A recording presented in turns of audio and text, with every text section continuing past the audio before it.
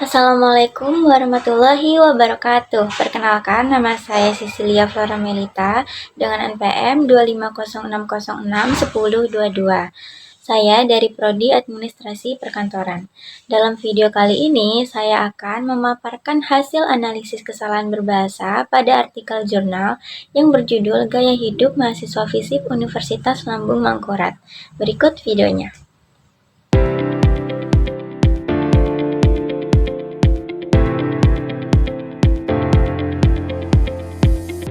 Latar belakang dari makalah ini adalah bahasa memiliki peran yang sangat penting dalam dunia akademik, terutama sebagai sarana untuk menyampaikan gagasan secara ilmiah dan logis. Dalam penulisan karya ilmiah, penggunaan bahasa Indonesia yang baik dan benar menjadi indikator mutu sebuah tulisan. Oleh karena itu, setiap karya ilmiah diharapkan mengikuti kaidah kebahasaan yang diatur dalam Pedoman Umum Ejaan Bahasa Indonesia atau PUEB, serta memperhatikan struktur kalimat yang efektif, paragraf yang padu, dan penggunaan istilah yang tepat. Namun, kenyataannya masih banyak karya ilmiah yang belum sepenuhnya memenuhi kaidah kebahasaan tersebut.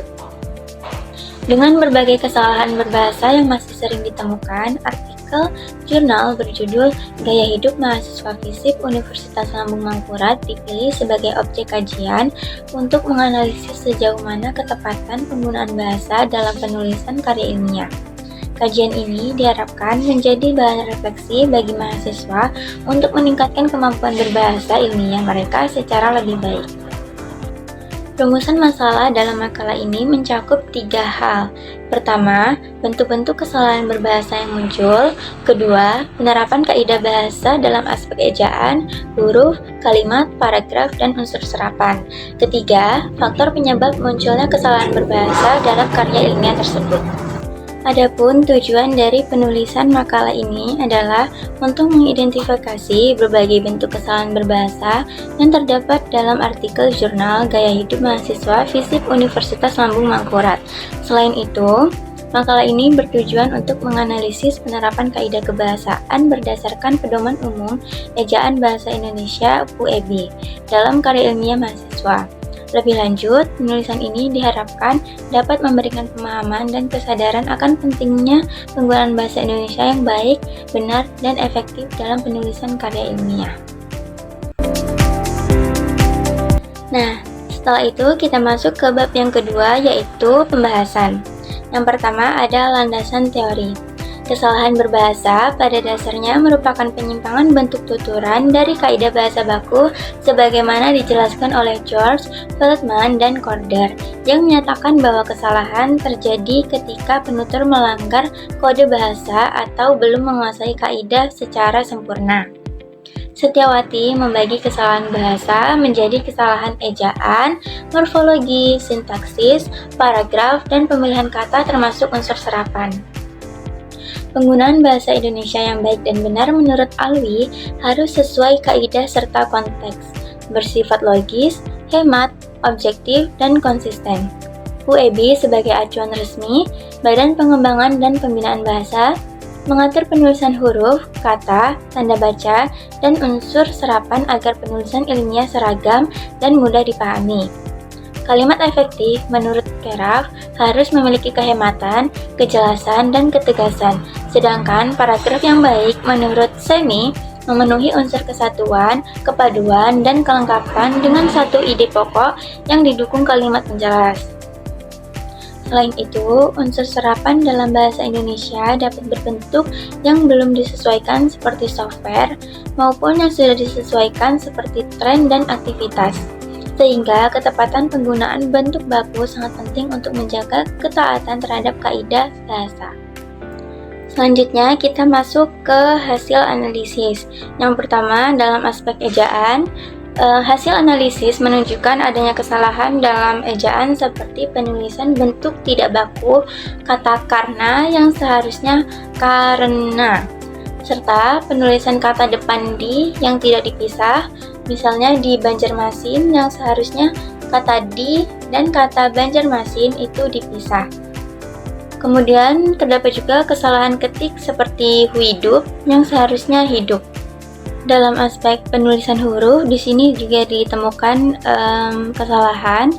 Yang pertama, ditemukan ketidakkonsistenan penggunaan huruf kapital pada nama lembaga dan tempat.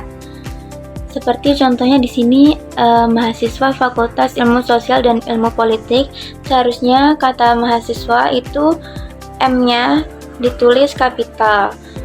Dan Fakultas Ilmu Sosial dan Ilmu Politik juga pada awal kata ditulis huruf kapital. Di sini sudah benar, yang salah hanya pada bagian kata mahasiswa. Kemudian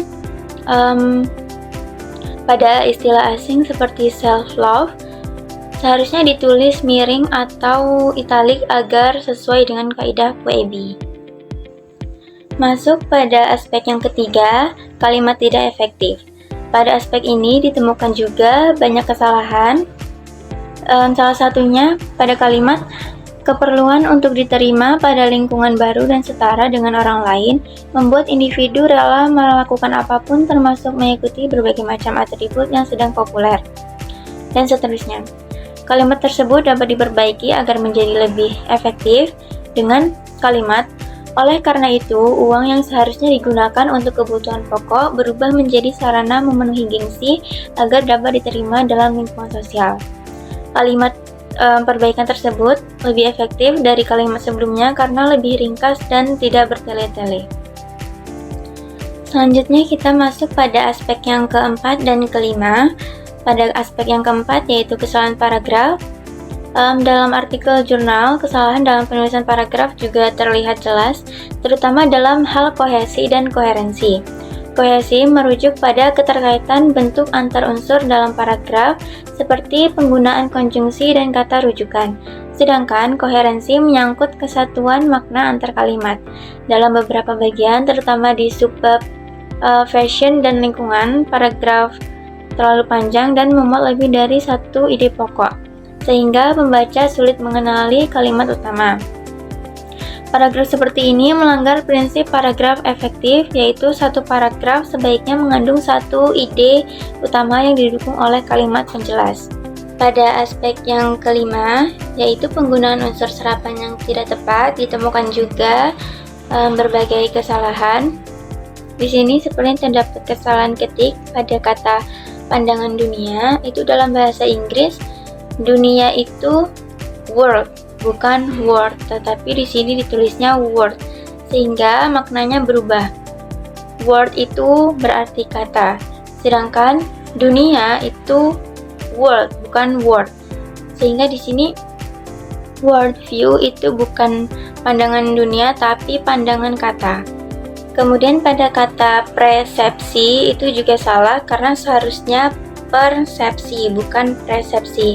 Kata persepsi itu adalah unsur serapan atau kata serapan yang berasal dari bahasa Inggris, yang sebelumnya itu perception kalau dalam bahasa Inggris, tetapi sudah diserap ke dalam bahasa Indonesia menjadi persepsi, bukan persepsi. Sehingga kata persepsi di sini salah karena seharusnya persepsi. Sampailah kita pada bab ketiga, yaitu penutup. Pada bab ini terdapat kesimpulan dan saran. Kesimpulannya, artikel jurnal Gaya Hidup Mahasiswa FISIP Universitas Lambung Mangkurat masih mengandung berbagai kesalahan berbahasa pada aspek ejaan, penulisan huruf kapital, kalimat tidak efektif, paragraf yang tidak koheren, serta penggunaan unsur serapan yang tidak baku. Kesalahan yang muncul umumnya terjadi karena kebiasaan bahasa lisan, kurangnya pemahaman terhadap QEB, serta kurangnya ketelitian proses penyentingan sebelum publikasi. Secara keseluruhan, mutu kebahasaan dalam artikel tersebut menunjukkan perlunya peningkatan penguasaan bahasa Indonesia dalam karya ilmiah. Kemudian untuk saran, penulis karya ilmiah disarankan lebih teliti dalam menerapkan QEB, terutama terkait ejaan, tanda baca, dan struktur kalimat. Mahasiswa perlu meningkatkan kemampuan menulis akademik melalui latihan dan penggunaan sumber resmi seperti KBBI dan QEB. Para dosen atau pembimbing perlu memberi perhatian lebih pada aspek kebahasaan dalam tugas ilmiah. Penelitian selanjutnya dapat memperluas objek analisis agar memberikan gambaran yang lebih komprehensif mengenai kualitas bahasa dalam tulisan akademik mahasiswa. Mungkin itu saja video saya tentang pemaparan hasil analisis kesalahan berbahasa pada artikel jurnal yang berjudul Gaya Hidup Mahasiswa FISIP Universitas Lambung Mangkurat. Jika ada kesalahan, saya mohon maaf. Terima kasih. Wassalamualaikum warahmatullahi wabarakatuh.